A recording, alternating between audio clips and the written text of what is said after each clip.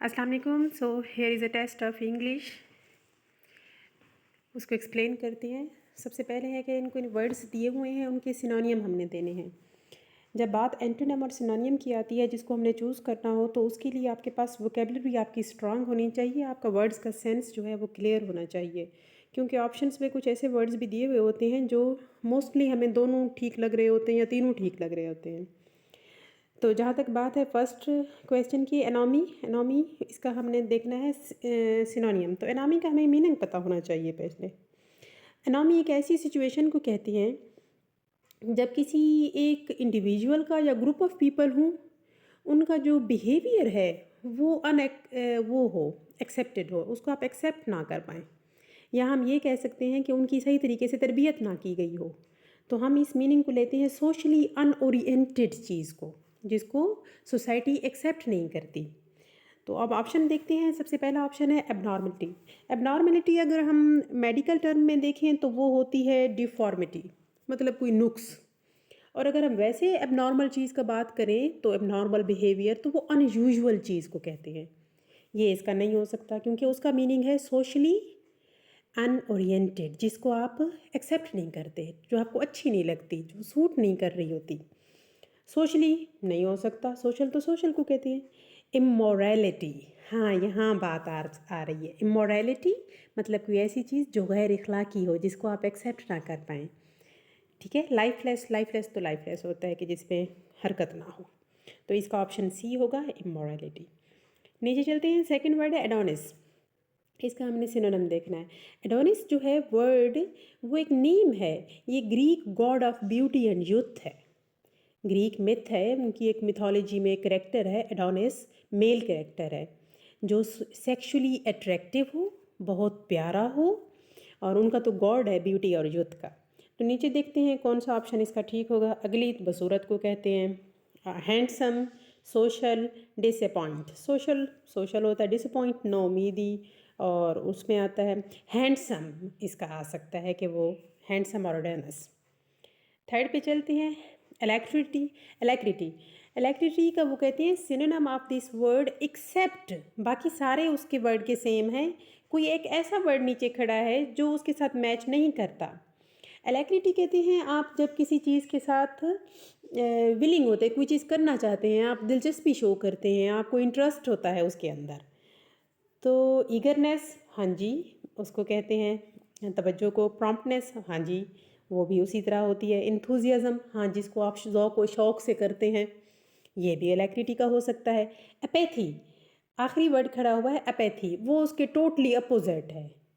एलैक्रिटी का अपोजिट क्या होता है? अपैथी। आप नहीं होते हो, नहीं चाहते हो, नॉट विलिंग, नॉट इंटरेस्टेड, उसको हम कहते हैं अपैथी।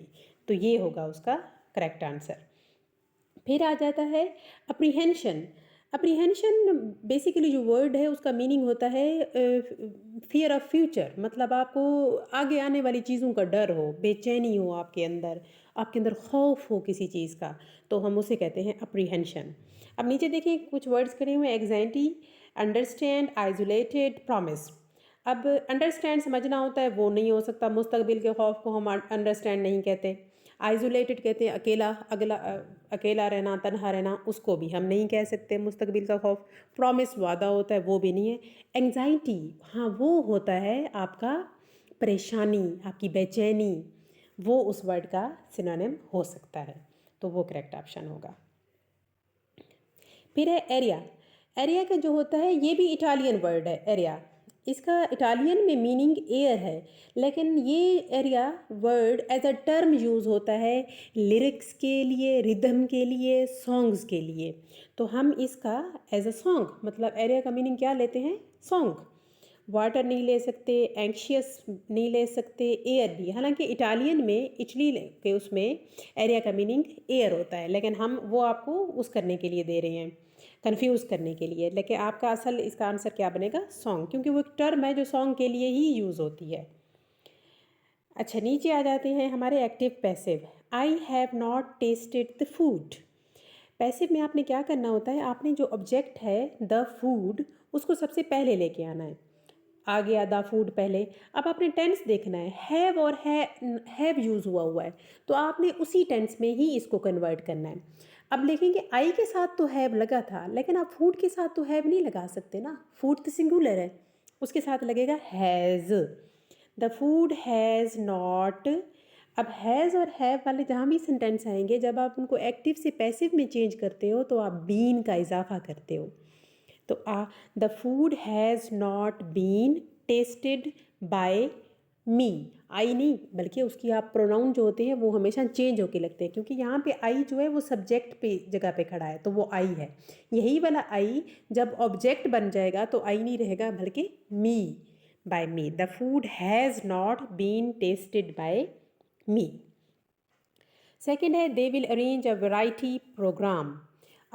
अब वैरायटी प्रोग्राम ऑब्जेक्ट है, वही सबसे पहले आ जाएगा, पैसिव बन रहा है सेंटेंस। अब हम देखेंगे वो टेंस कौन सा था, वो विल वाला टेंस है, फीचर।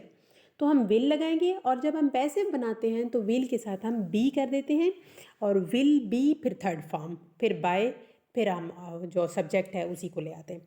तो a variety programme will be arranged by them, यही आंसर है जो फर्स्ट। फिर हमारे पास है he took that watch. He took second form है जो पास्ट में यूज़ होती है, ठीक है ना, और पास्ट के हेल्पिंग वर्ब हैं वाज और वर। अब हम वॉच के साथ क्या लगाएंगे, was. The watch was third form लगाएंगे टेकन बाय, और ही इधर आ जाएगा him. The watch was taken by him.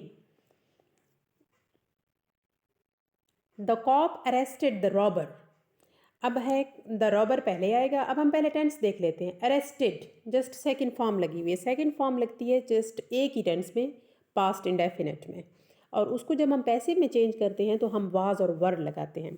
The robber एक ही रॉबर है तो हम वाज लगाएंगे। The robber was arrested by the cop. यहाँ पे बी द कॉप लिखा हुआ है, थोड़ा सा गलत होगी है उसमें, टाइपिंग में मिस्टेक है, लेकिन हम क्या लिखेंगे, by the cop. The doctor had examined him.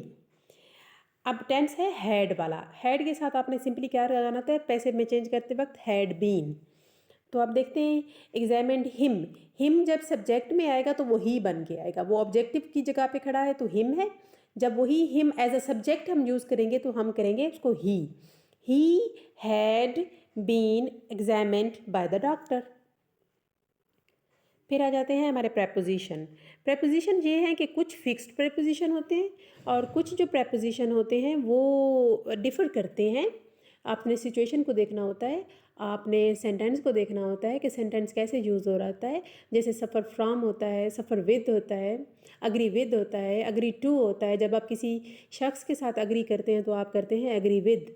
जब आप किसी बात से अग्री, हाँ भी मैं आपकी इस बात से अग्री हूँ, तो I am agree to this point. तो यूँ आप बात करते हैं। तो हम देखते हैं यहाँ पे क्या है, अ गुड जज never jumps dash the conclusion. A good जज never jumps at the conclusion. यहाँ पे क्या लगाएंगे हम, jumps at. He has suffered heavy losses yet he was rolling dash wealth. हाँ, उसको लॉस तो काफ़ी हो गया, लेकिन रोलिंग के साथ यूजुअली इन ही लगता है, रोलिंग इन वेल्थ, ठीक है, यूजली हम इन ही लगाते हैं। In the morning I simply take a glance, glance at होता है, जब भी आप देखोगे तो ग्लैंस के साथ क्या होता है, एट द न्यूज़पेपर यहाँ पे लगेगा। He dispense with the services dash his dishonest clerk.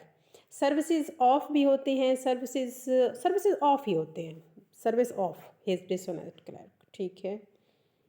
शुगन story is divide of होता है, डिवाइड भी क्या होता है हमेशा, डिवाइड ऑफ, ये फिक्स प्रीपोजिशन है, डिवाइड ऑफ। आई होप आपको समझ आ गया होगा। Thank you.